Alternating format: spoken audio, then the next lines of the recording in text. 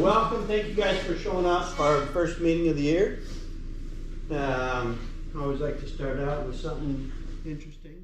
So I thought that this new design was quite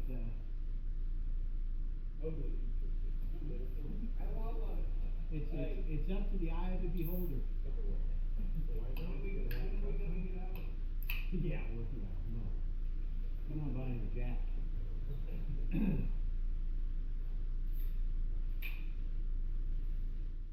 All right. Oh, why is it doing that?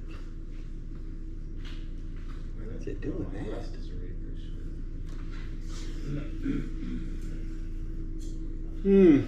Yeah, I don't care.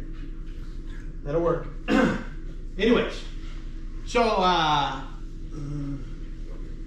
checking your trailer ABS, guys. We are constantly getting these violations. So does anybody off the top of their head know how to check it properly? Turn the key on and let it cycle. Turn the key on and let it cycle. So as soon as you hook up to the trailer, turn the key to the on position, don't slow it, and watch. You'll hear it clicking, click, click, click, click, click, click, click. The light will come on, stay on for about 3 to 5 seconds, and then go off. Okay? But we're constantly getting this violation. And the thing that happens is that it's not a huge point violation, but if we get enough of them, they add up. So, and it's a simple check to keep from doing it. If it doesn't work, then it's a call to the shop. Say, hey, it's not working, something's going on. Most of the time, it's the pin inside your receiver in the trailer. You just need to take a knife or a screwdriver, stick it in there, and spread that thing open right there. Okay, any questions? No? All right, so let's look at our safety score. So first off, we have 0 alerts, so thank you very much to everybody who's doing really well. In fact, our safety score is the lowest I think it's ever been since 2012 and a half, probably. We started in 2012, so. Wow, but when they started, they were running some older, worn-out trucks. So, where's Charlie? Hopefully he didn't sign the roster. So, hey, the big one, the unsafe driving. This is the one that was beating us up. It was killing us. Everybody getting speeding. So, speeding, lane violations, running the scale, things like that. That's the killer to us. But you can see your guys' hard work has paid off because we've gone from 3.9 down to a 2.8. So it's great. It keeps falling. We kind of leveled off a little bit the last couple months of the year, but it keeps falling. So, and again, these are our violations that we're having. So the state speeding law, 6 to 10 over, and guess who's getting most of these? Guess who's popping us on these? So guys, anything over 60 in there, buddy. We just had somebody get caught. This Rusty for 65 in California. So it hurts. So we have 11 of those violations. We have 8 of the failure to obey traffic control device. That could be no trucks left lane. That could be the sign that says all trucks must enter the scale. Oh, which brings me to a point. If you're oversized and your driveway says bypass, do you bypass the scale? No. No. Very good. What if the road sign says bypass? No. You're oversized. If their sign says scale closed, then go. Or if it says all trucks bypass scale, their sign, then go. So like Washington has some, it's in North Walmart, so it tells you the line is bypass. Like the oversized, and it says bypass. I mean, they're saving. And they're not never paying money? All hazmat and oversized are supposed to enter the scale. If they're open. That includes all the lanes, right? Huh? Includes all the lanes? Oversized. So, over height, over width, over length, that's all over stuff.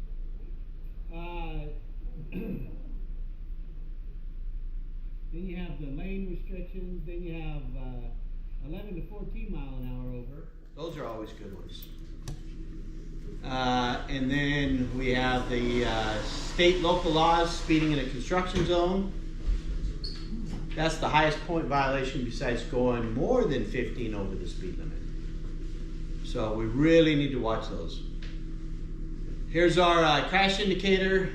It's kind of little half moon there. We were at 0.17, now we're down to 0.15. This is another one that is killer.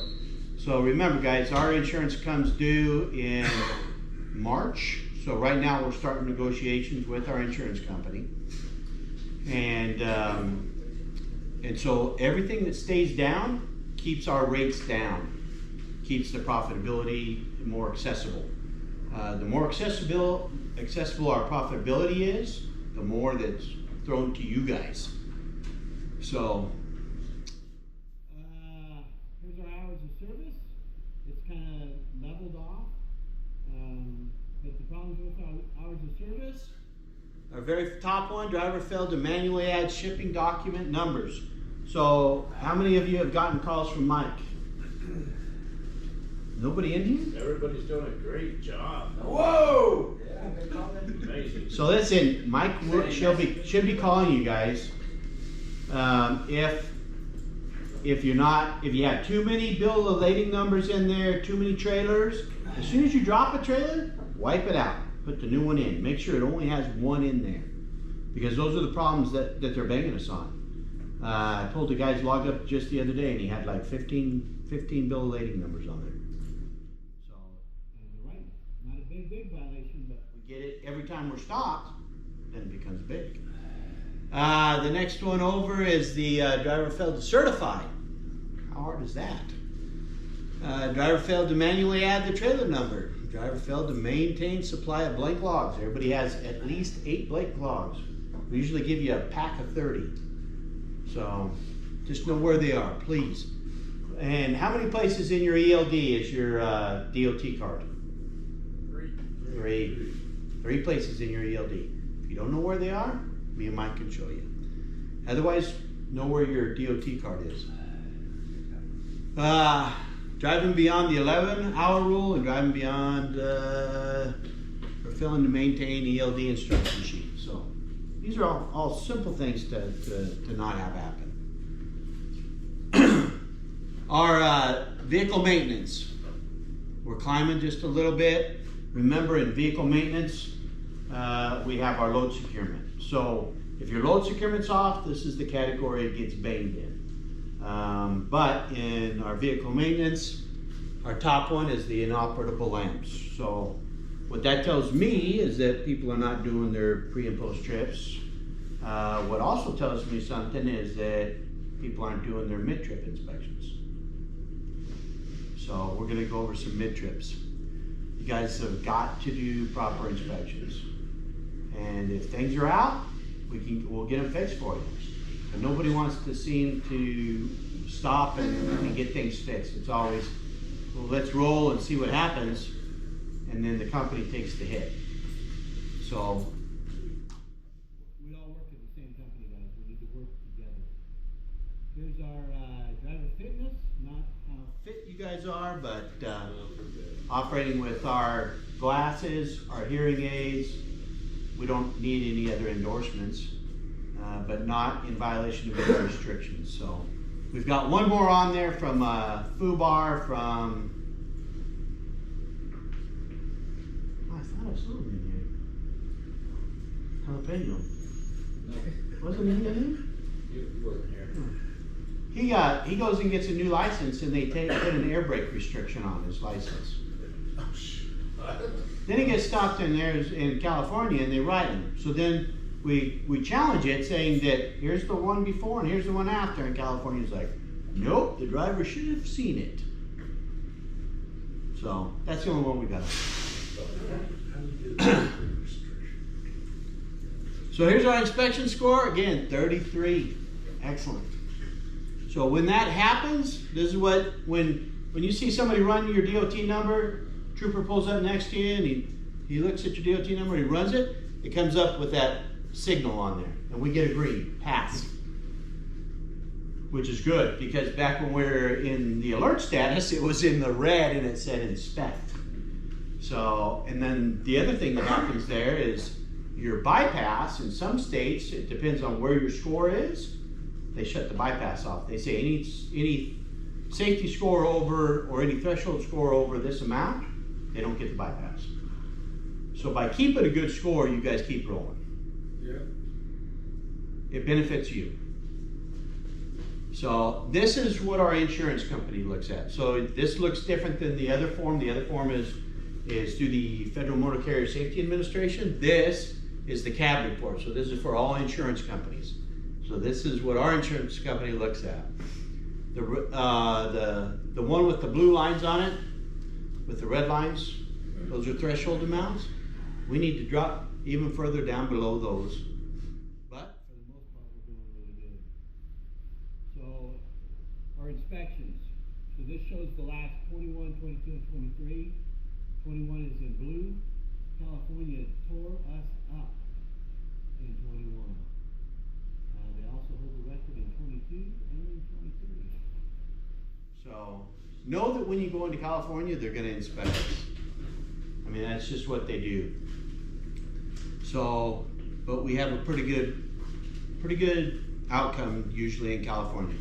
It's just the speeds. Guys get out there, they start speeding, and we get banged. This shows the driver violations, the 11 and 14 hours. We have 7 of them. They put 1 guy out of service. All of the driver violations, 24, and that can be anything with the logbook and stuff like that. Our vehicle violations, 27, 1 out of service. Brakes, only 3 out of service.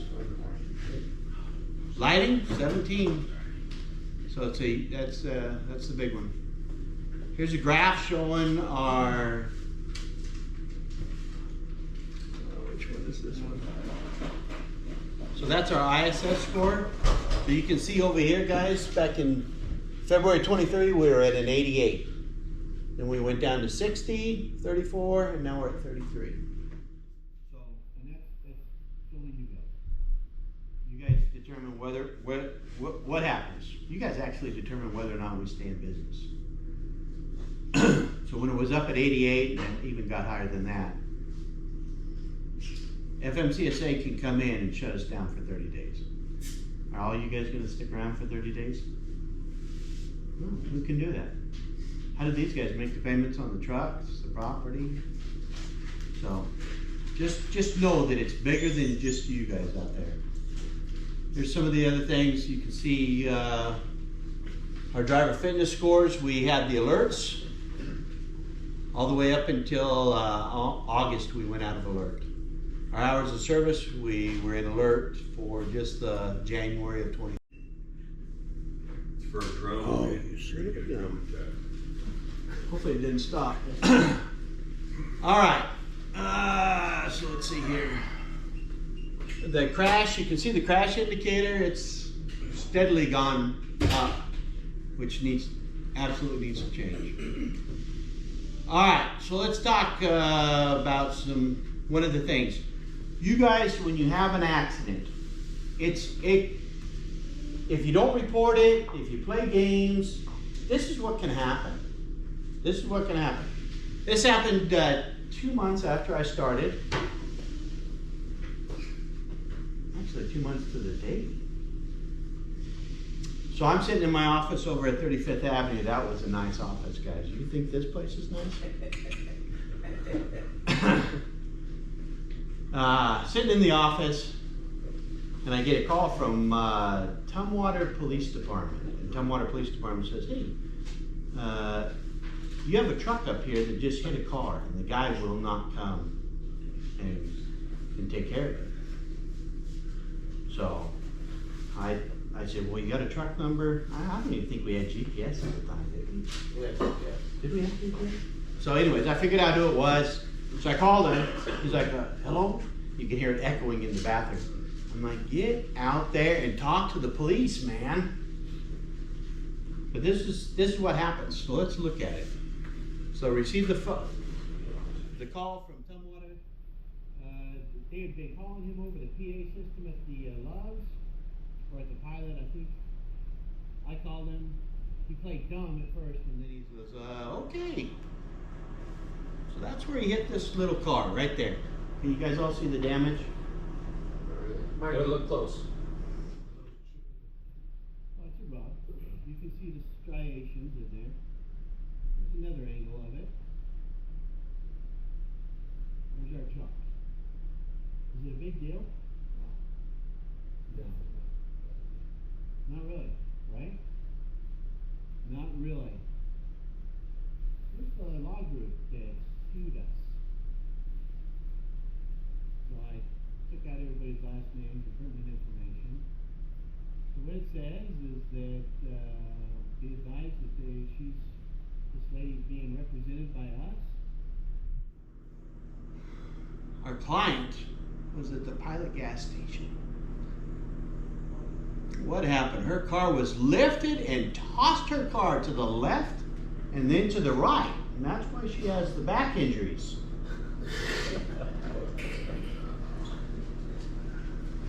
From that little scratch. For the scratch. And the lawyer took this. Now she's calling giant cockroach. Now, David and Steven took mercy on this guy. I wanted to can him right when he got back from not reporting, not doing nothing. He didn't take any pictures. If you can tell, who's that taking the picture? That's the officer. Anyways, Stephen and David said, hey, let's be nice to this guy. He pays us back by burning a fucking trailer to the ground. Is that another day? There you go, guys. $30,000 is what God. the suit. We ended up paying $92,000 out of pocket. This could have been handled for under 5 had he done it right.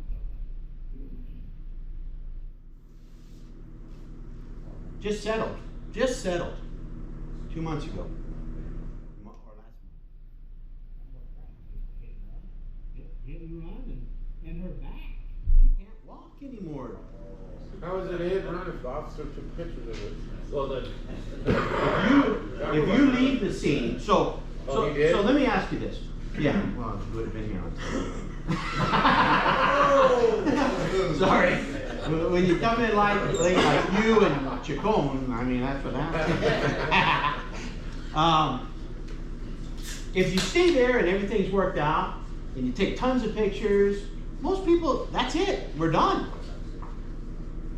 But if you were sitting on the jury and you heard the truck driver comes through the parking lot and hits this person, and she says this and that, and she sat in front of his truck trying to get him to come out. When he came out, he went around the other way and ran into the truck stop. If you're sitting on the jury, who are you going to side with? There we go. Side with that chick. The lady in the wheelchair. Making money? Most people are going to side with her because she kind of followed the rules. Yep. If we don't follow the rules, then this is what happens. So let's talk about how much it costs to operate a truck. And these are low numbers. These actually don't match up with exactly us. We're probably another 20? 24, 25 cents more. So, driver salary is about 78 cents a mile. Every mile you guys drive, your salary is about 78 with the insurance and payment to you. Fuel, about 37 cents a mile. To finance the trailer and everything, another 27 cents. Repairs and maintenance, about 17 cents a mile. Insurance, about 10 cents a mile. And this is average. And it goes through there. So this adds up to about $1.72. Like I said, we're about 24 cents off, so about $2 a mile to operate that truck.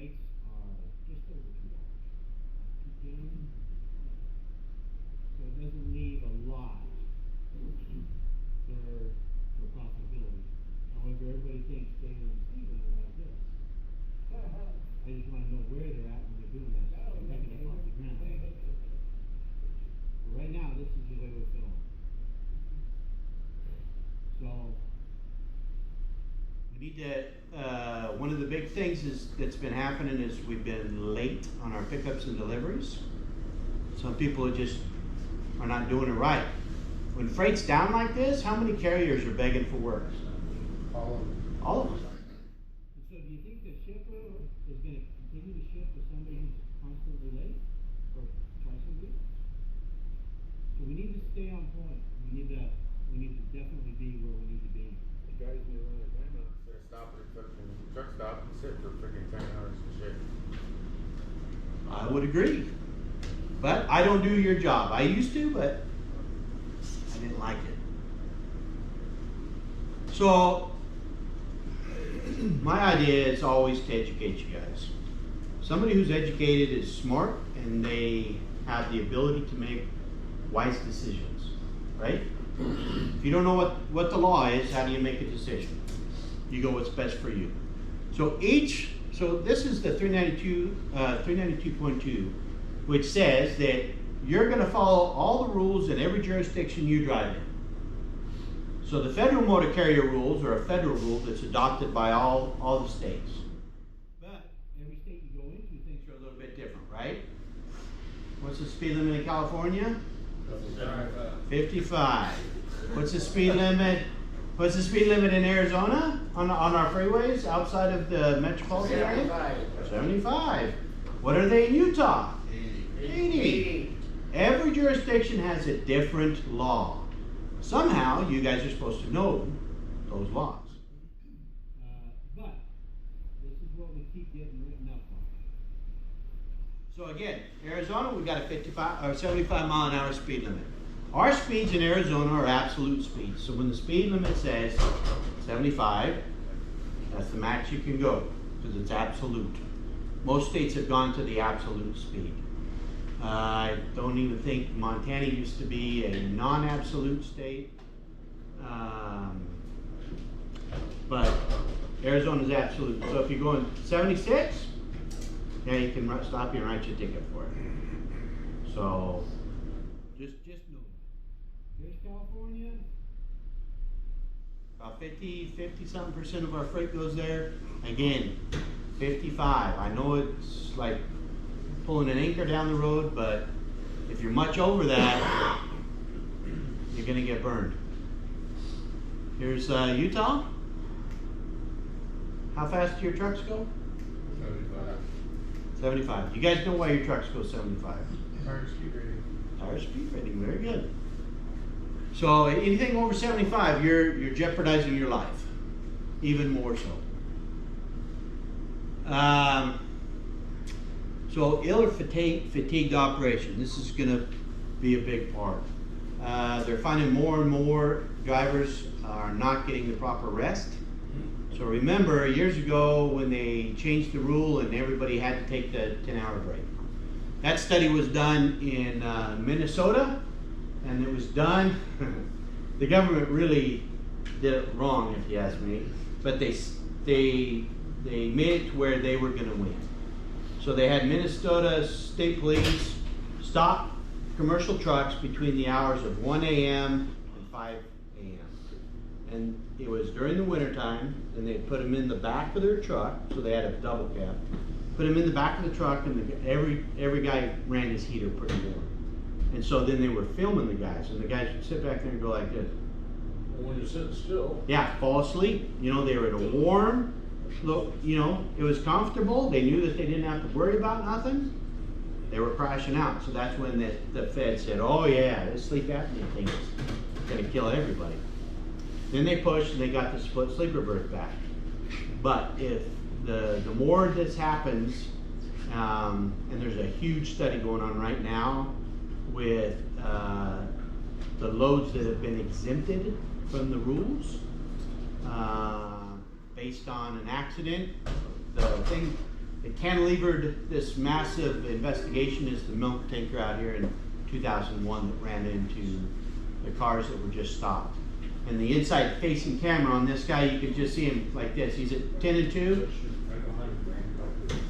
And up until impact happens, he doesn't even flinch. And as soon as cars start flying all over the place, then you see him like, what's going on? So he was dead asleep with his eyes wide open. And there's some people on the NHTSA, which is the National Traffic Safety Administration, who are pushing for all exemptions to go away. They say the rules are safe. So what happened during COVID? Yeah, all the rules. I mean, from 390 to 399. They said if you're hauling an exempt commodity, toilet paper, food, whatever, just go. Well, how are people safer then than now? Or not? So sickness. So if you're showing Signs of sickness and you are not able to correctly answer questions and stuff like that, it's discretionary to the officer. So the officer can actually put you out of service. So this is the out of service right here. And it says that you're going to be declared out of service until you're no longer in business. So that's the same with the sickness and the fatigue. Inspection of cargo and cargo securement devices. So, you guys are required to follow some rules here. Got to keep everything tied down. This is, sometimes they'll write you for this. But you got to make sure your load is properly secured. And then, how often are we required to examine our loads? 3 hours, 50 miles, 50 miles, whatever. First one is how far? 50 miles. 50 miles. 50 after loading. Then it turns into what? 150 or 150 miles travel, 3 hours, or change of duty status, whichever occurs first. Okay?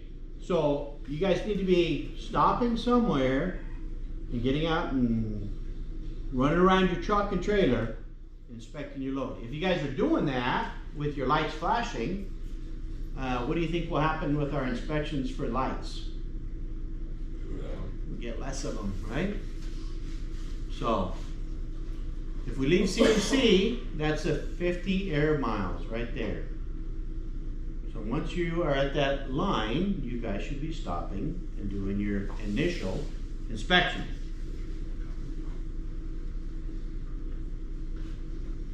So what will cause an inspection? 150 miles or 3 hours. Travel 150, 3 hours, or change of duty status. So if you stop somewhere sooner, you should be checking your load. Here's the next inspection spot out if we're going to Modesto. So again, 150 miles, 3 hours, or change of duty status. There's the next one out. So are we required to actually change the duty status to do that? Because unless you stop for 5 minutes or more, it doesn't flag it. Because I've done that. I do my inspections all the time, and sometimes it'll change my status, and sometimes it don't. But sometimes it takes me 3 or 4 minutes to go through and check the lights and everything. Right. So what I would suggest doing is as soon as you get stopped, hit on duty. Just manually hit on Make duty. sure it's flagged. Don't let it wait for the tablet to change your duty status for non-movement. Just hit on duty. You don't have to write nothing. Just do your trip. Don't write stuff on your logs unless you're using PC, adverse driving, or you are editing your log. Otherwise, no writing. What happens Just leave the though, remarks blank. if you're in an area where your tablet doesn't have reception well, Uh-huh. you'll go on duty, you'll go walk around your trailer, and you come back and it's back in drive. Is there a lot of those places? To Wells, Uh-huh. and you stop out there, you don't have reception. And even while you're driving, you'll be driving, and then you look at your tablet and it says on duty while you're driving. Right. But as soon as you get into reception, it fixes itself. You gotta turn your truck completely off if you're in a bad area.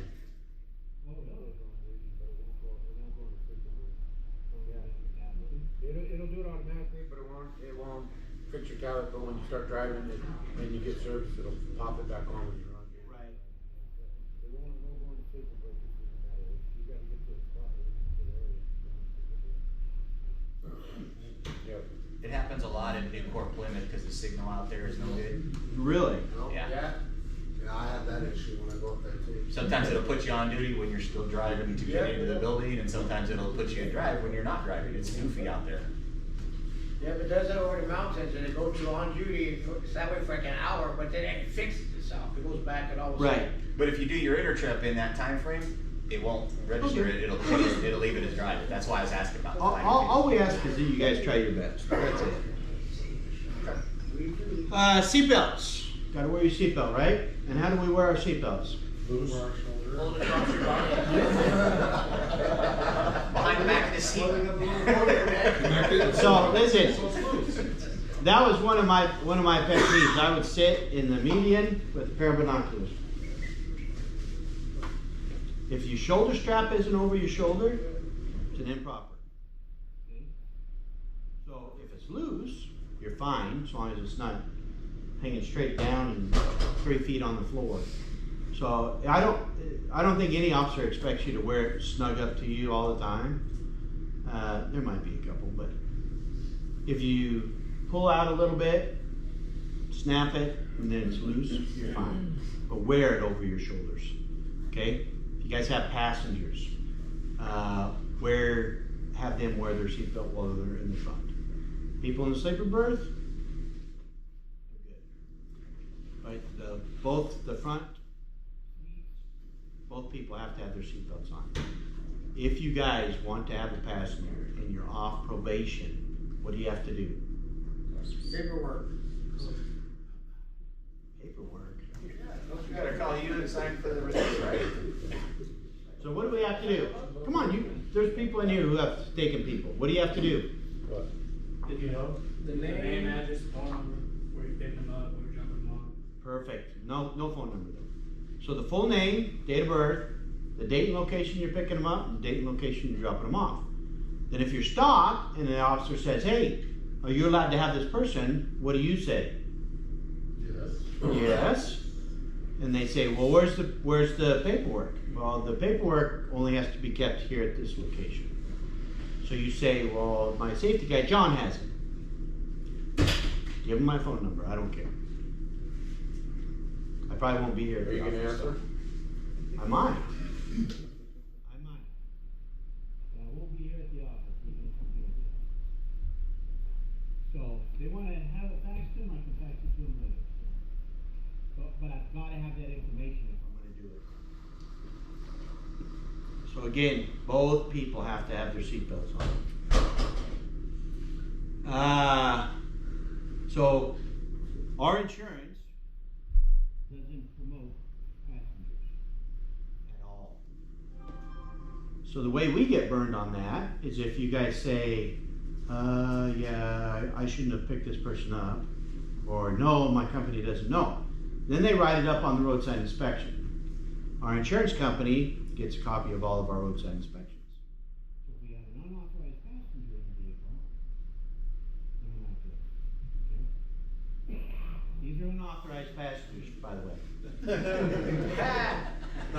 Okay? Well, we're not moving then, so it doesn't matter, right? Like you're saying, We're we're in not sleeper moving. berth. We're not sleeper there,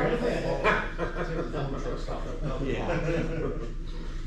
If you bring your kids, don't try to train them how to drive our trucks, okay?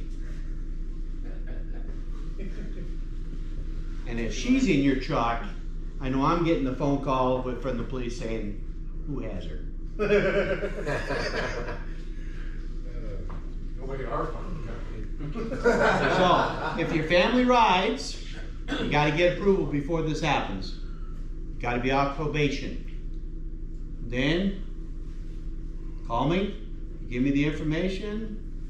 If you have children with you, are they allowed on CMC property? No, most shippers and receivers don't want kids in the truck. So throw them in the sleeper, shut the curtain, keep everybody back there. That's the best way. Don't let your spouse get out, your brother, your sister, whatever, whoever else is with you. Don't let them get that because we want you guys to be able to enjoy your family more often than you normally do. So, Radar detectors, guys. Please do not have them in your truck. We have a pretty stiff policy on this. So these radar detectors are pretty much going to be outdated here shortly. yeah, there's an app called Waze, and that works probably 10 times better than a radar detector. And the CB, as people does now, yak on them. Yeah, they don't be on. Well, no, back in the day, everybody, I mean, there was not a lot of chatters. And they would say, hey, there's a bear over here, there's a bear over there. And not anymore. Instead, you have those jackwagons that are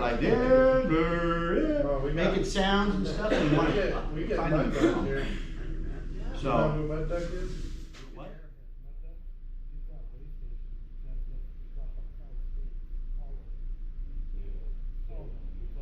And all he does is Hey, stupid fucking truck drivers, Yeah, listening it's irritating. all day. All day. Yeah. Who does? Yeah. Mud does. Who does? mud ducks. What channel does he run on? 1925. And he won't shut up either. No. We can fuck with it, probably. He's an oldest. Man, that's what you gotta find FCC and get them They've to already fined zero it. in. They fined it twice already. I already know where he's at, you don't have to do that. You know where he's at? I know a guy with a giant Pull it up chipper. real quick. Show me if you can do that. That's Mud Duck right there. So this is your adversary right here, guys. What is she pointing? LiDAR. LiDAR. What's your name, girl? She can pull me over.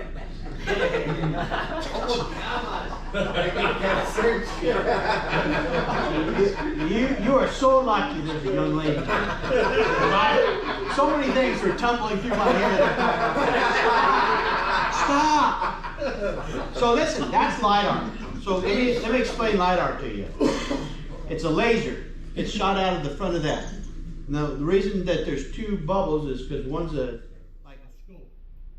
So you just hold it up, you look through it, and your laser, you just click like this. You see the vehicle, and I can have a group of vehicles, and it just picks out. You see the red dot right there. That's fast when I got your speed out of the group. For that to work on your radar detector, it has to hit the front part of your radar detector. At a half mile, that beam is only about 3 feet round. So in school, they teach, stick it on the bumper. So if you're driving one of the big noses, or any of our trucks, basically, it's not going to get up to your radio. And if she lifts it up, or he lifts it up, and it paints your radar detector, it'll make the sound, but You're already done. So put the radar. I've always told guys that I thought by the time you see them, it's too late. Oh yeah. Well, that reaches way out. So the motors love them. The motors can sit there and hide up there, and they just dink, stick it back in and wait for you to pass. They got you. So, Okay, what does the fine normally run for those that do get caught with those radars? Pretty high? oh, the radar fine? Yeah. It's most. So in Arizona, well, we just decriminalized it. So that's one thing I did for you guys is I decriminalized all the laws. In Arizona, the laws used to be criminal. Most of the trucking laws. well, I decriminalized them so that hopefully it makes it easier for you guys. About 500. And when I would stop somebody with a radar detector, and that's the stupidest thing. I'd get up in the cab and you would hear this, and I'm like, oh, sorry about that. Give it to me. And then I'd take it property and evidence and submit it for destruction. So most guys will seize it. So Is not it only only do you, illegal in commercial trucks or is it illegal on Commercial trucks, there's a law that says you cannot possess a radar detector in your vehicle, whether it's on, off, in the sleeper, under your bunk. Can't have it. okay. Texting. Hopefully one day we'll get these off of our records. No texting. The cameras are a telltale, guys. You gotta leave that phone alone. Have to leave it alone. All they have to do is have the appearance of you holding a phone, touching your phone, whatever, and it's done. Your Bluetooth, you should be able to touch the button on the side of your Bluetooth and say, call Mike. Right? And it calls mine. And reach up and hit it, or just say answer. Where are these guys' eyes? On their phone. That's the biggest thing. Is when you're texting, you're looking down. You're not looking at the road. And if you're running 75 miles an hour, how do we figure out how fast we're going?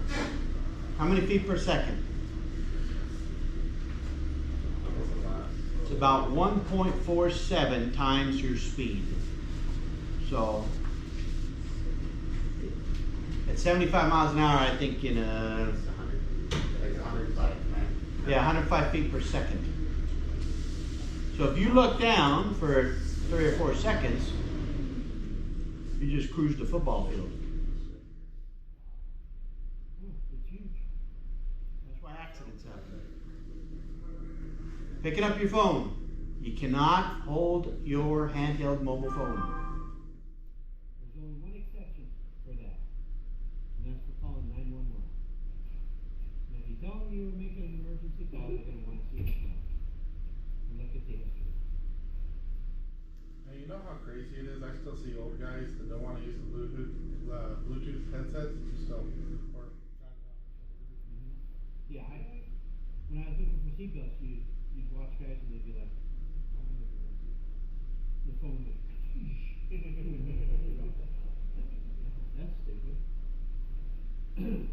So, top 6 distracted driving things. Cell phone use, eating and drinking, adjusting the radio or the comfort, setting the GPS, applying makeup. You guys need to stop that part of it. And fixing your hair. That's what I do. I drive down the road fixing my hair. So just remember, these things take your mind off of it. You guys have a hard enough job, driving long hours. You don't need any other distractions in there. Hey drivers, when you're driving an 18-wheeler, remember you're driving an 80,000-pound missile. It is hard to stop. So your following distance is very important on you being a successful driver. So when you're out there driving, I try to stay at least 7 seconds behind somebody. The more the better. But you got to count the distance. And you say, Sean, how do I know if I'm 7 seconds behind? You wait to see. So when that truck in there passes that blue sign, 1, 2, 3, 4, 5, 6, 7, 8. I'm 8 seconds behind that FedEx truck, so I'm doing really good. I can actually scoot up a little bit. So you want to try to stay as back as far as you can. When you notice you're only 2 and 3 seconds, you're way too close, drivers. So try to keep your distance. The more distance you keep, the better off you are, because you can prepare if he slams on the brakes, you've got a way out. Hey, thanks for watching this channel. If you're new, hit that like button and subscribe. I'm trying to teach you things the CDL school will not teach you. Well, you didn't. You're driving at Phoenix on that one. People cut in front of you every 5 seconds. not to mention you hit the record button while you're driving.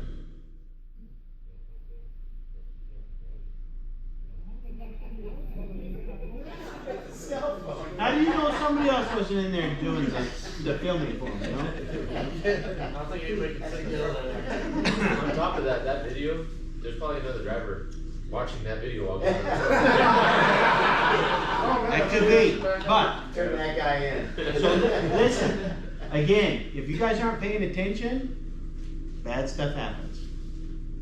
So watch this. Let's go to the video. Here we go. This was totally avoidable. Totally.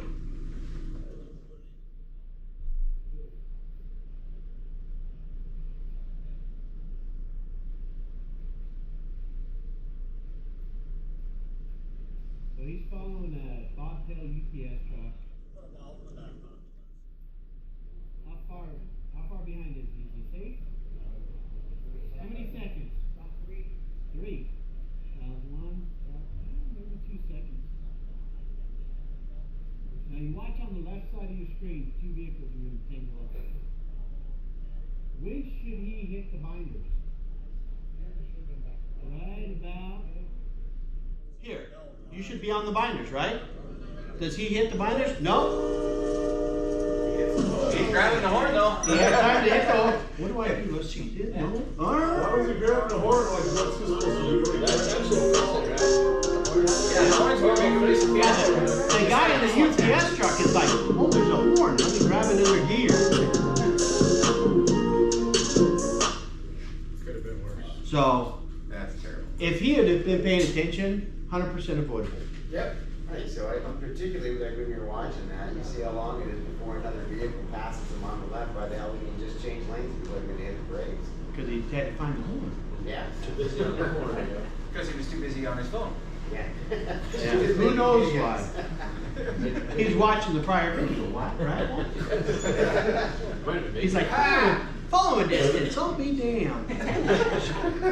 Right on this video, I wanted to show you what it's like when it's about, it's about 7 degrees right now. I'm on the 80 in Wyoming, and you want to be careful in this situation because right now, I know on the video it's hard to see, but there's just massive wind. It's got to be about 40, 50 degrees blowing from the right to the left, which is actually south. It's a northern mess here, blowing to the left here. But what I'd recommend in this situation is, like I said, just stay off the brakes. Don't be hitting the brakes real crazy. What I do is I just put one position down on my engine brakes. I use 2 cylinders, kind of build up some torque, and I drive kind of in the middle. As you can see, this truck here that's broke down, I only had about 4 seconds to see it coming up. So if you're gonna kind of, and a lot of people just by nature, and I'll go over here and I'll show you, they just like to hug the right side of the road. And that's not, I wouldn't recommend that when visibility is really short, because if you look to the left of the screen, you can see when semis oncoming are in the screen. Do you see that? It takes only about 3 seconds. Do you see that? And you got the same amount of time as a semi-truck parked on the right side, or a car broke down, or who knows what it could be. It could be even a frozen snowdrift that'll definitely, smash the front of your truck and ruin the side of your fiberglass or whatnot. But when it's this bad and you got the whole freeway to yourself, and all of us guys are in the right lane right now, we've all formed a team. I wouldn't recommend hauling ass in the fast lane, and no matter what, you're going to find, we call them cowboys, but if you want to drive 65 to 80, you usually see those guys in the middle of the freeway wrecked. It's just not worth it. I know right now the road looks pretty decent, maybe on the video, but it's just not. When it's 7 degrees, literally, that means the surface of the road is probably, with 50 mile an hour winds, I wouldn't be surprised if it's minus 20 to minus 30. The 80's been shut down 2 full days now, and it's because even with sand and salt, it just won't break through. It's like Teflon. These roads are just super slick. So what I recommend, just go 45. There's just no rush. Nothing's worse than wrecking your truck or getting, if one person wrecks, that can delay you for 4 or 5 hours, even longer. Just take your time. And I don't hit the brakes a lot. I just put one position down. If your truck does have engine brakes, and I'd say just about 90% of all trucks on the highway do, don't put all full engine brakes down, because if you do, it almost locks your tires up. But I just put one position down. 2 cylinders is plenty to give me some nice torque to control the truck when I want to let off the throttle. And you can get over to the right a little bit. You can see a car passing me right now. Just let them go. A lot of cars and trucks, the public gets scared, and what they do is they come up on your back bumper, and then they get scared and they don't go a while, and then they get by the side of you, and then they won't go for a while. And if you have to, just let off the throttle, just let them pass. Sometimes even if you put your left turn signal on or your blinkers or hazards, it looks like you need to turn, and they'll just hurry and get by you.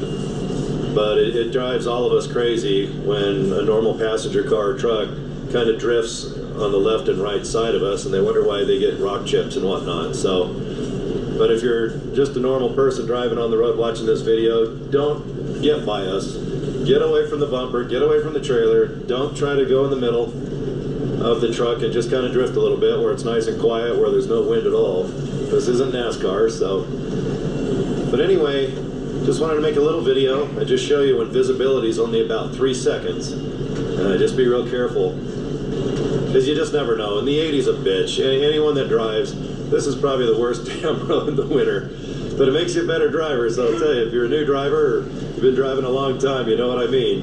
But if you drive the 80 in the winter from, let's just say, Salt Lake City, well, even Donners, let's say Donners Pass, or, Donners, all the way to California, Donners by Reno, all the way to the East Coast is just a bitch in the wintertime. So, all right, well, take it easy.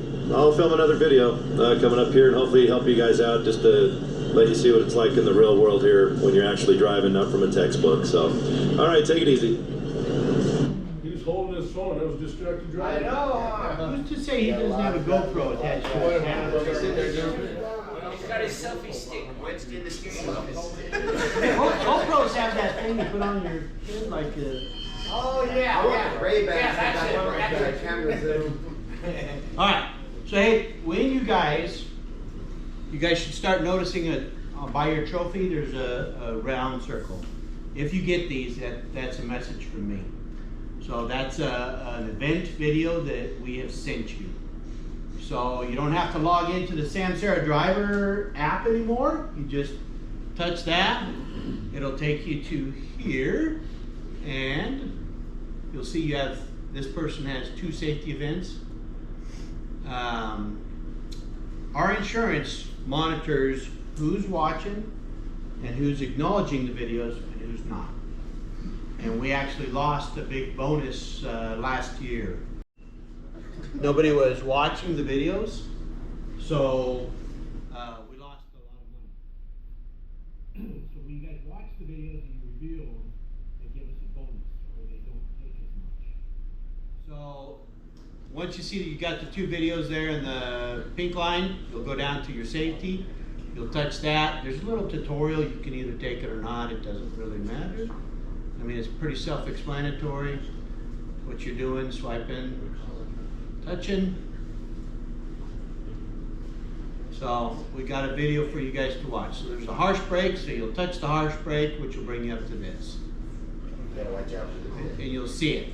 You'll see that I can write you a little message. You guys can actually write one back to me if you want to. So we put we hung the sign up so you don't think Mike drives like this all the time.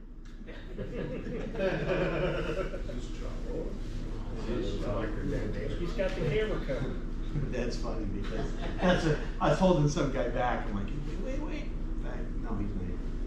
Don't wait, because here comes Mike. Wait. And so Mike comes skidding to his tire. Then he takes off. The guy looks at me and goes, so I said, no, you're good to come out. He starts pulling. He's like, was that Dan? Drives like him, but no. What does that say? Sign say? Training for ELD alerts. Can I put one of those in front of my exempt? Is that So here's Mike. Oh, that is. He's driving, then he slams on the brakes. And he was so happy with himself. Watch what he does. Yeah. So that was a harsh braking event. That's what we're reviewing. So now we've watched the video. Now we're going to watch our harsh turn. Where does your rerod come? But if you guys are vigilant, we'll get our money. So watch, cranks the wheel. He's hanging onto the door so he doesn't slide out of the seat. Because he doesn't have a seatbelt on.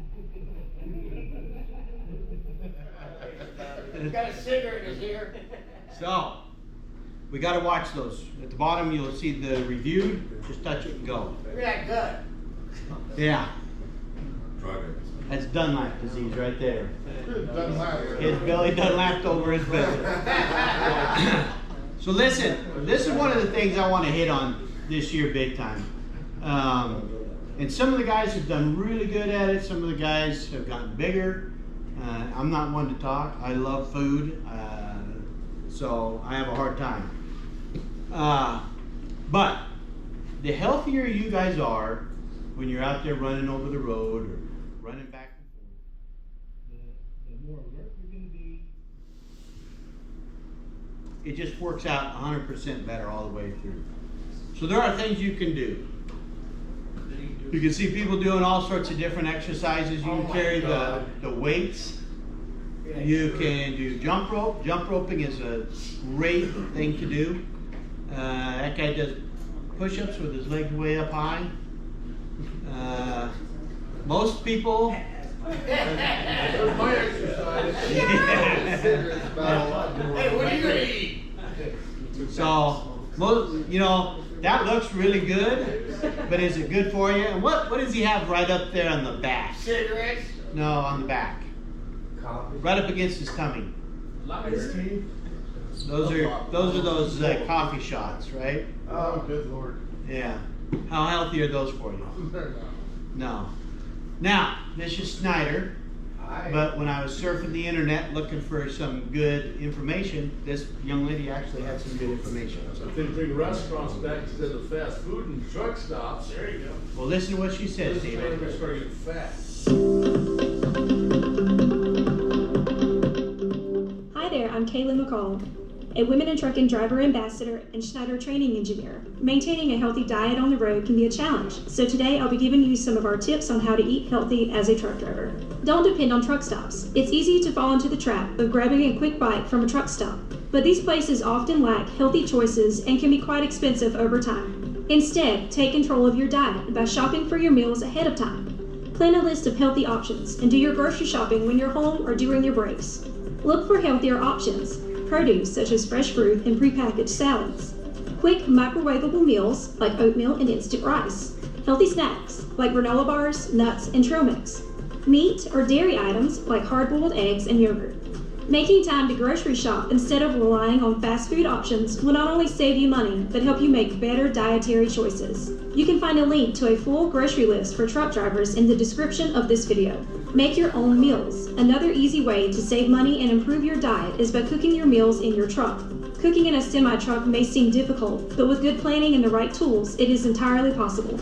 To get started, invest in equipment such as a cooler if your truck doesn't have a fridge, a microwave, a 12-volt portable stove, a crock pot, plastic cutlery and paper plates, and plenty of reusable food containers to store your meals in. My favorite tool to use is a 12-inch electric skillet. That way I can make one-pot meals for easier cleanup. Some tips for healthy meal prep as a truck driver include: plan your meals well in advance so you can optimize the space in your truck and take advantage of sales and discounts. Prepare your meals while at home, so all you have to do is reheat them while you're out on the road. Bring ingredients from home when you can and use simple recipes to cut down on cost and cooking time. Focus on meals that are easy to reheat, like pasta, soup, and roasted vegetables. If you're not sure where to start, check out the playlist linked above for ideas of what to cook in your truck. Drink plenty of water. It may seem obvious, but staying hydrated is essential to staying healthy. Switching from sugary drinks like soda to water can help you stay energized, reduce fatigue and headaches, and even help control your appetite better. To make staying hydrated more convenient, keep a water jug or Brita in your truck that you can refill at truck stops. Invest in an insulated water bottle, or just keep a case of water bottles in your truck. We hope these tips for healthy eating on the road will help you take control of your nutrition, leading to a healthier life behind the wheel. As always, remember to subscribe and follow Schneider to get even more truck driving content. Okay, so I have not asked this individual, but he knows who he is. Would he mind coming up front and talking to us? No? Okay. So we have a guy here who's done really good. Lost a lot of weight, and I think he did it by just eating one meal a day. But I'm sure he feels a ton better than so. Guys, when there's several guys here who I see that do shopping on a regular basis. They use PC, they leave here, wherever they're at, they go up to Walmart, buy a bunch of groceries, and come back. Perfect use. Walmart also delivers here right now. There's nothing for free. Huh? Oh, you have to have Sprouts too. Sprouts has all Yeah, good Sprouts stuff. is just right down there on It's all Baseline. really good food. It's not contaminated or nothing. Yeah, Sprouts is better. I don't want you picking on food. So, just think about About it, because it's you guys sit for long periods of time, so you know what that right away puts you at risk of. Heart disease. Heart disease. Yeah, long flights, they found that Pilots and other people who sit for long periods of flights, they have the most heart attacks on flights that are over, I think it's 9 hours long. Because we all have blood clots in our bodies. some are big, some are small, but that makes them really sick. So, really watch out, you guys. That's why getting out and doing your inspection is such a good idea. So lots of fruits, you guys shop and you can eat better, save money. Lunch meats, I know Mike just went on a little trip and he took a cooler with his lunch meat and bread and what else? It's better than crap that you're getting at wherever you're stopping. About say No. processed meat. Figure say lunch meat's full of salt and processed. Sounds good way. You can have granolas, popcorn in your microwave. Who here has a air fryer in your truck? Well, it's air fryer, oven, microwave. Yeah, that's got to be the greatest thing for truck drivers ever invented. Eggs are a great protein. Listen, I was just watching something on healthy eating. The guy said you take an avocado, split it in half, take your egg and put it in there, microwave it, heat it up, and eating the egg and the avocado for breakfast, you will not have a better meal for breakfast. That's what I do. You can make your own breakfast burritos. Salads, all sorts of stuff. Okay, Mike, you're up. Mike Chavez! I wrote a song for you guys this morning. Got little vocal problems going on, so. So, hey, those of you who know Roy Moore, Hey, where's Roy at? he's gonna do a little.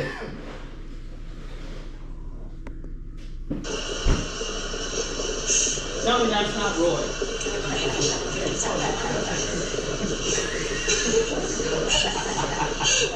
And Roy gave me permission for this, so y'all know.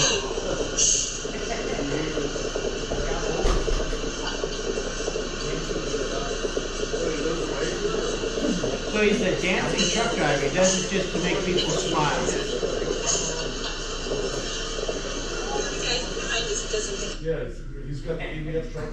I just thought, yeah, it kind of comical. All right. Oh, shoot. That's bad. It's not really Roy Way. It wasn't really Roy. It looked like him. So anyways, hey, guys, in all seriousness, real quick, is there anything that we need to discuss as a group, or is there anything that you guys have seen that needs to be addressed? The magnets and flags for New Mexico now. So on your permits, guys, if you're going through New Mexico, you got to flag your front bumpers, the back sides of your trailer at the rear, and your load. So you need a minimum of 6 flags. What's the rear overhang for oversize? 7 feet? In New Mexico, if you're hanging off the back of your trailer, you have to do the flagging. Oh, anything? Yes. Oh, so yeah, no, that's like So, back oversized, like 9 flags. Yeah. For years, they have not enforced that. They're back to enforcing it. Huh? We're running out of money. Yeah. It's never mind. Our governor isn't the brightest bulb. So, Okay, so again, listen guys, on your front bumper, on each side, the front bumper of your truck, each side, you have to have a flag. What size flags do we run? 18-inch? square on point is what the law says, and they either have to be red, orange, or yeah, it's fluorescent orange. It's not just a regular orange; it's fluorescent orange. You can run fluorescent red, or fluorescent orange. New Mexico, I'm not sure. Okay, you did that side. It's right there on your permit. You wouldn't use it for They were getting ready to park. Anyways, Mark calls me and he's like, hey, are we supposed to have the flags on our load? And I'm like, So you guys gotta read your permits. Take your time, read your permits. If you have a problem understanding what your permit says, by all means, call.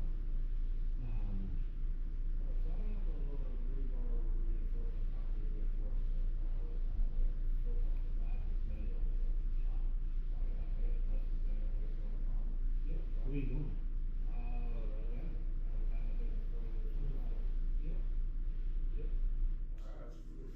Only if you have an overhang, right? You need the banners too now in New Mexico, or just? Banners? Do they want the banners? Yeah, banners in New Mexico. So read your permit. Let's look at your permit when we're done here. I got another thing to do right after this, but. 6 feet, you only put out, you're not half. Well, no, somebody said that they were banging guys.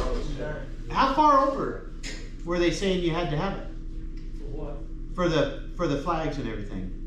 Was it you Oh, that he told didn't me say. a guy that had something like 6 inches off the back of his trailer? And He didn't say, I pulled up to him, he says, where's your permit? You read it, he goes, where's your flags? Well, what flags? I'm like, I'm not over width, I'm over length. And I said, I've got it flagged.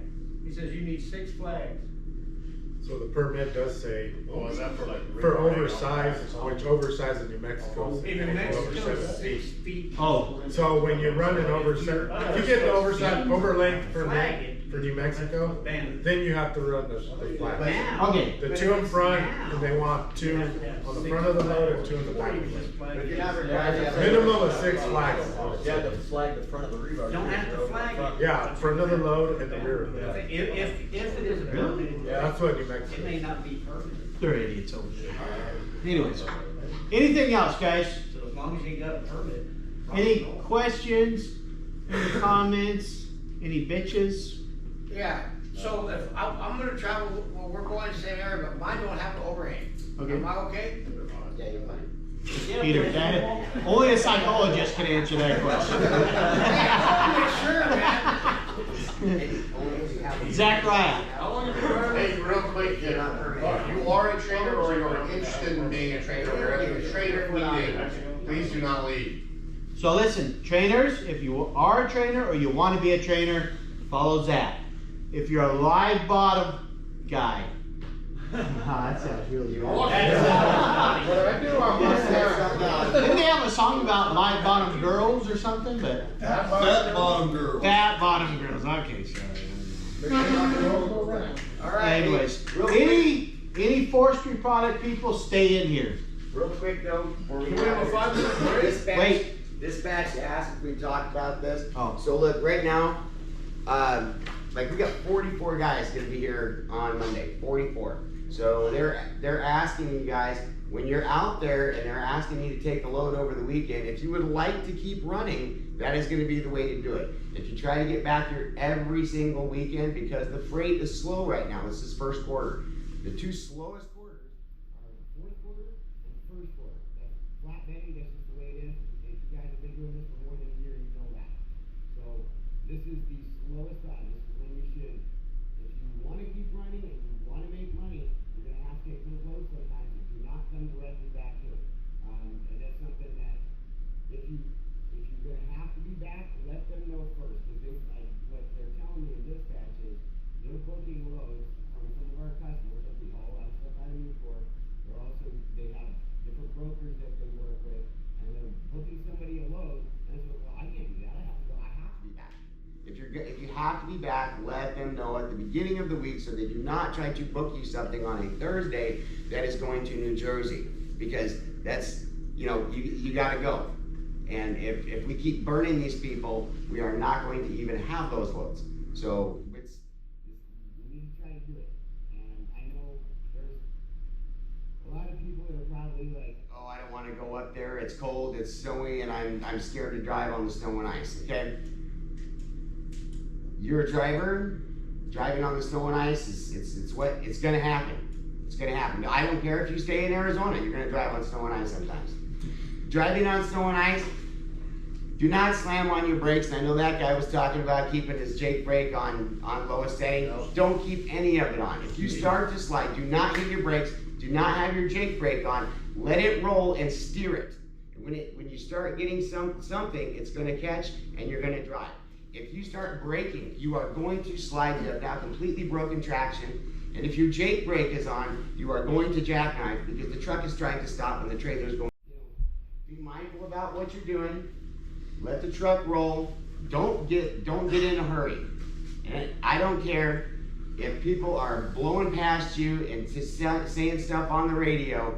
If you can't see, don't drive fast. That's right. I mean, I had a guy screaming at me one time about because it was in the fog and it's icy and he's oh driver, get the hell out of the way. So he comes blowing by me at 70 miles an hour. Well, I saw him shortly thereafter pulled over because he hit something in the road because somebody that was moving lost a dresser out in the middle of the road. Well, when you're hauling ass and it's foggy, guess what? You ain't gonna see it. So, you know, it happens.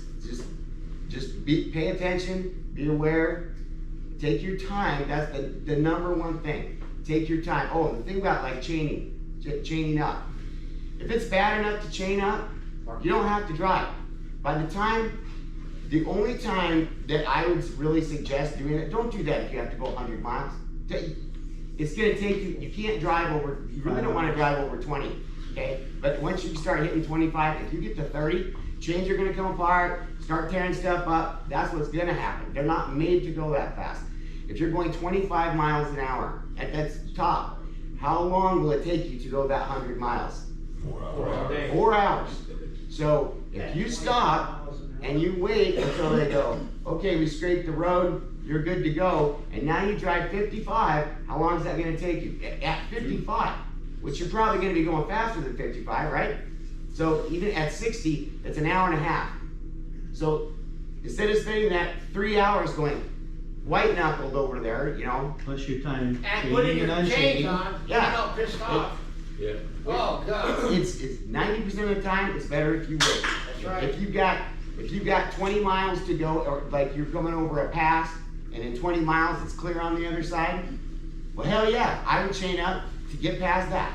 But if it's gonna be that way for miles and miles and miles, you know, usually it's not worth it. It's better to just wait till they lift the chain restriction and go, because you can actually go.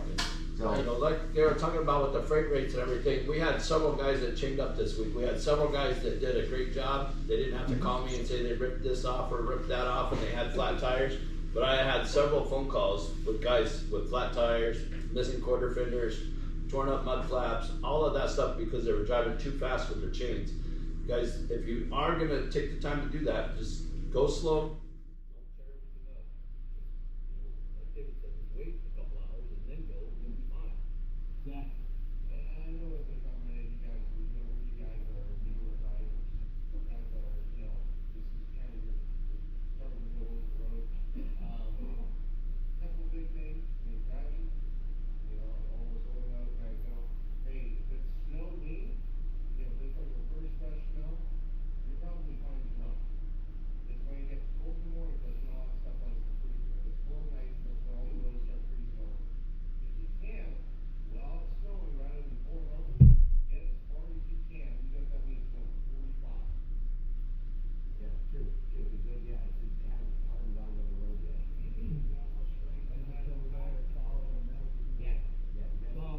I learned that when I was Running back east and northeast regional for the last company, man, they had me through every snow, ice, cold, blizzard, traffic, bomb, like I went through all that. Mike had a good point. Did you guys all hear Mike's point? If you don't have spray coming off your tires, it's ice. So just remember that. All right. Wood products and agricultural commodity guys staying here. Any trainers or wannabe trainers, go with Zachariah. The rest of you, thank you for coming.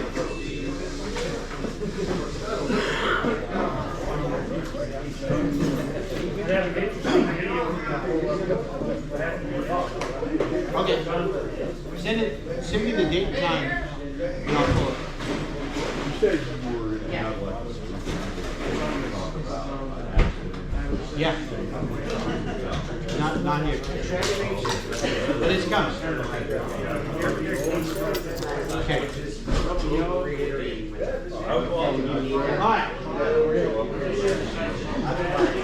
Let's get this one going. Right now, it's kind of dead. I think I 44 guys. All right, guys.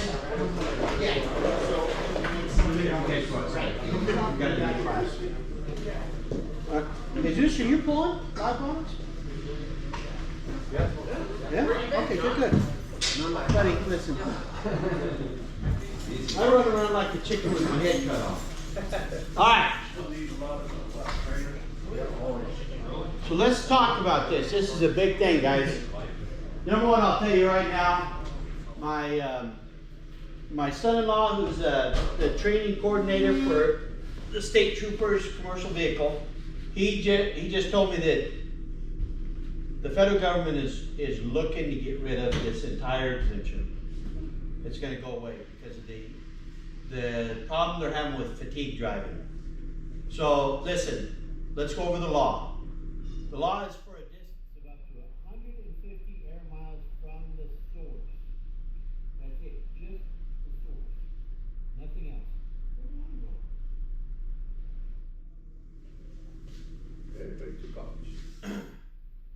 So, you can't use it to your delivery point unless your delivery point is within that 150 air miles. You can use it going to your delivery point so if your delivery point is here and you're here and the 150 miles is here, as long as you're not loaded and you're empty, as soon as you cross that 150 going in, you can do it. But if you have a load on, you can't. So if we're taking loads of, say, bark or whatever over to LA and dumping it in LA, you don't get that 150 until you empty off your truck and you're within 150 air miles of your source. Okay? So is it any sort of agriculture commodity or just something like cottonseed and shit? So it's not cottonseed. That's the other thing I want you guys to do. So I want you to put ag exempt feed. Because that's all we haul, right? It's feed. Just feed. Feed. Not cow chow. Feed. Because in the law, it doesn't say cow chow, it says feed. So the more you put in there that's more like the law, the more you're going to get the exemption. There's officers out there who have no clue about this personal conveyance being used as an exemption. So if that occurs to you, call me immediately so that I can discuss with the officer what the law is. But remember, it's only 150 air miles from the source of the commodity. If you're picking up multiple spots, it's from the very first. So, all transporters of agricultural commodities, including non-processed food, feed, fiber, or livestock, and insects. So they actually just expanded. Congress just expanded. And now they can carry fish, crabs, anything that's going to deteriorate and go bad. Christmas trees. Christmas trees is another one that they just put in here. So, again, 150 air mile exemption for the transportation of these agricultural commodities.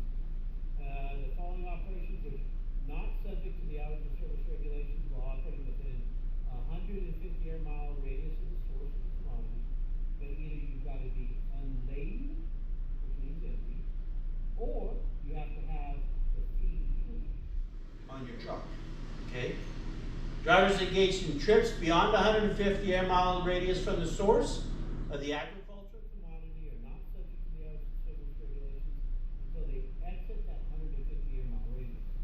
So, if you guys will tell me, or maybe Scott can give me the information, I'll make you sheets that show exactly where you load. And so the 150 air mile radius actually comes out to 172.6 miles, statute miles. So air miles are different than land miles. But I'll get you that radius and I'll put it in your box. Oh, road? Well, yeah, but it's different. Air miles are different than land miles. So if I drive in a straight line on a flat piece for 176.2 miles, it's it's the same as an airplane flying at 150. The circumference of the earth. There you go, circumference of the earth. Okay. All right. So here we have an example. You guys, some of you guys have these sheets. Notice C is what? Represents the location of the commodity, the source. So as you're coming in, so long as you're empty, you hit that 150, you can go PC, and then what are we gonna put on our PC? Ag exempt feed. Pick it up, have it on. As long as you're empty, you can go 20 miles to go pick a cotton. It's ag exempt. When you guys empty out of Lake Elsinore, and you're done, completed empty, then you can go PC ag exempt for the 20 miles. For the 20 miles, you get loaded in front, and then come your 172.6 miles. We got loaded with 10 still. It's got to be farther. From Lake Elsinore to Lake Elsinore, so we're loaded with 20 miles. But that's not the almond, right? No, Almond Halls is up further. Up, you know, so they're loading out in Southern California, and then they go up to Bakersfield and load the Almond Halls back to here. Do you hold a cotton seed up to me? Oh, okay. Yeah. So make sure you're putting on there that you're dropping the cotton seed and loading feed. Well, the cotton seed is feed, it's also, it's going to Right, there. so say cotton seed, feed, okay, so now, Okay, I didn't realize we were on Yeah. two commodities. Right. So if you don't do that, the officer could think, hey, he started here and loaded here, and now he's All the way over here. so he's and gonna back bait over it. So that's why, yeah, say ag exempt cotton seed feed. Then you're gonna go as soon as you load the almond hulls. Ag exempt. So the almonds, feed. So that cotton seed is not gonna get, that's only, it's 250 miles up to where they're gonna deliver that, so the 172.6, they can go ag exempt, then they gotta go on duty, deliver that. Once they get empty, they can go back on PC ag exempt to go load the almond hulls and go 172 miles again. Right. And then they go back on duty.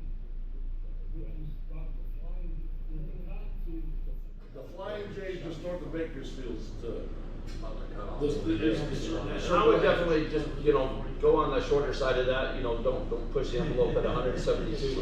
When we're doing the carrots and stuff like that, we need to get a little bit further out, but we had, John just printed it out, we knew exactly what mile marker we needed to go on duty at.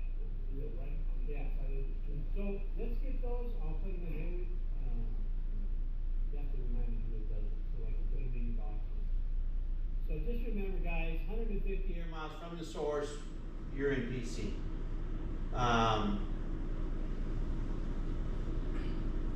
And the thing is, you gotta go to PC, ag exempt, but then you gotta go click the ag exempt to add the extra wordage. No, NPC in your. You should have a comment section, Yeah, right? your in comment PC. section. Yeah, Just well, put ag the exempt. comments. Just go AGG, But if you- EXMP.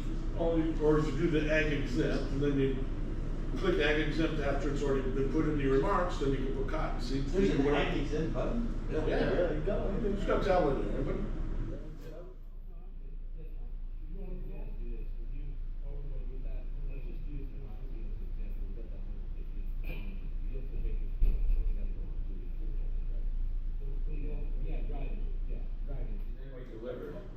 Then we go back on the PC for. Once you deliver, then you can go PC. Hey, I got it. When we start on duty, right, with that cotton seed in Bakersfield, that starts the 14, right? So as soon as you deliver and then go back on PC to go pick up the other feed, the 14 is still going, isn't it? No, it says right there that it's not towards So your does 14. it pause the 14? It pauses. It does, yeah, So we like don't it go goes out out. zipper. So I don't see why you couldn't just, why This you is guys on can't every- run 24 Where hours. does it say it positive 14? She said, That's why, when PC from. so it's straight before, John. Because it said it didn't work on your, The PC doesn't count. You've already loaded, so now all you do is wait and scale it. Wink, wink. Then you don't have to do that on duty in the morning, because possibly mess up the Samsara clock. Because here's on this is on every one of them. There it is right here in the green. Okay. So, However, once the destination of the commodity is beyond the 150 mile boundary, the driver is subject to the rules, to the hours of service rules, must record those hours in compliance with the hours of service rules. but it's just talking about like the So first you- commodity. It's not talking about the second one. You can use your split sleeper break at that time. Well, no, yeah, you can. You still have to get 8 hours of it, seven, maybe 6. But that PC time can be used as the 3 hours. Your short break. You could PC over to your on-haul pickup on PC and then, yeah, so it would punch a clock that way. But if you don't do it that way, it's not gonna punch a clock in the other way. That's the only way it's gonna punch. Right.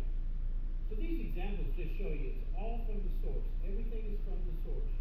So A is the source, he goes up to C, drops it, it's outside the 150 air miles, grabs something else, he's coming back in, he doesn't get the exemption until he drops what he's bringing back in. So, feed. Feed. We just need to know what kind of feed. Cottonseed feed, or almond hulls, or whatever. Alfalfa, great.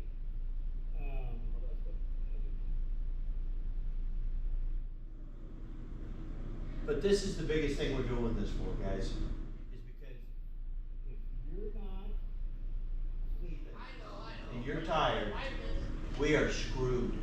Yeah, that's the big thing. So, You just need that- to make sure you're so- getting rest. So look, Especially you. the law is if you're ill or fatigued and the officer sees you weaving, you hit a line, he's gonna say fatigue. Okay? He's gonna say anything he needs to say to get you off. So watch this. This is what happened. This is NTSB redoing what happened with that guy. We're not gonna get the actual video, but it's pretty horrific. On Wednesday, June 9th, 2021, at 10:07 p.m. Mountain Standard Time, a multi-vehicle crash occurred in Phoenix, Arizona.